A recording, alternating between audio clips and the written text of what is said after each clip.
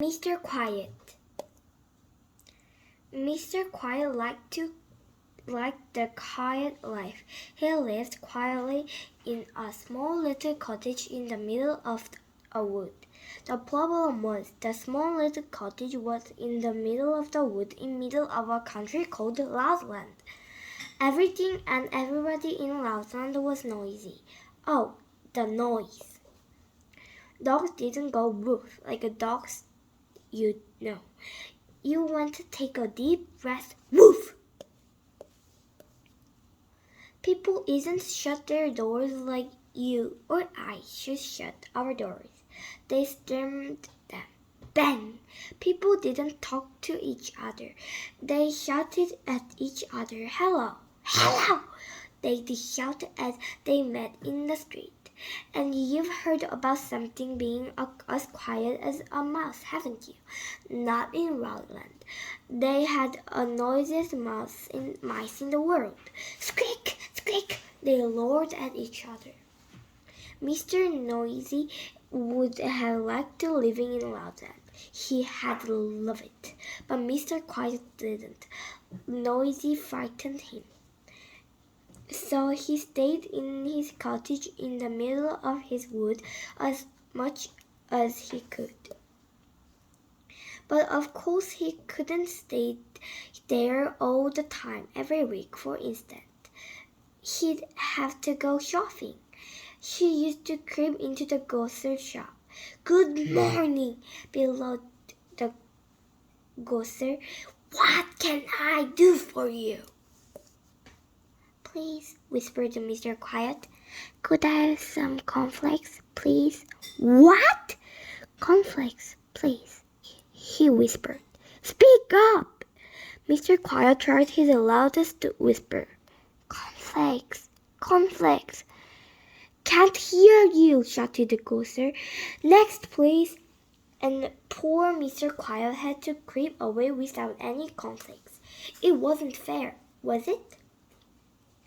They crept into the butcher's. Please, he whispered. I'd like some meat. The butcher didn't even hear him. He was humming to himself loudly and fiercely. Mr. Quiet tried again. Please, he whispered. I'd like some meat. The butcher started to whistle. It sounded more like a butcher alarm than a whistle.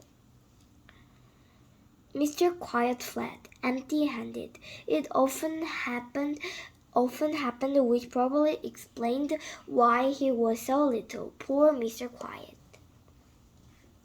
He sat at home that night with a feeling of despair. What happened am I to do? He thought. It's no use, he thought. I will just have to try again. And so, the following day, he went shopping again, but the same things happened. Can't hear you, thundered the grocer. Next, please. Can't hear you, bellowed the greengrocer. Next, please. Can't hear you, roared the milkman. Next, please. Can't hear you, boomed the butcher. Next, please. Oh, dear. Poor Mr. Quiet went home and went to bed hungry. The next morning, he was awoken by a noise which sounded like a bomb dropping. It was Loudland postman knocking at Mr. Quiet's door. Bang, bang, bang, bang. Mr. Quiet went and opened the door. Morning, shouted the postman. Letter for you. Mr. Quiet took the letter into his kitchen. He sat down to open it. He waited until the noise the postman's footsteps died away. Clump, clump, clump, clump, clump, clump. Mr. Quiet opened the letter in great excitement. He'd never had a letter before. It was from Mr. Happy in Happyland, an invitation to stay. Mr. Quiet was overjoyed. He rushed upstairs and packed his bag and set off that very morning. It was late, but he arrived on Mr. Happy's doorstep. He knocked on Mr. Happy's door. Tap, tap, tap. Mr. Happy opened the door. "Hello," he smiled. "I thought I heard something.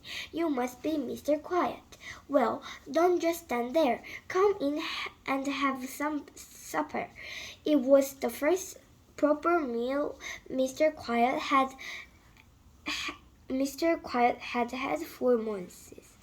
And while he was eating it, he told Mr. Happy all about the problems he'd been having in Loudland. Mr. Happy was most sympathetic. Over breakfast the following morning, Mr. Happy told Mr. Quiet that he'd been thinking about his problem. "I think," he said, "that under the circumstance, you'd better stay here in Happyland." Mr. Quiet's face lit up and continued, "Mr. Happy will find you a house and he went a job." Mr. Quiet's face dropped. I'm not very good at jobs," he confessed, "because I'm too quiet." Smiled Mr. Happy. "I have the very job for you, quite shaped like you." And so, the very next day, Mr. Quiet started work, and he loves it. Do you know where he works?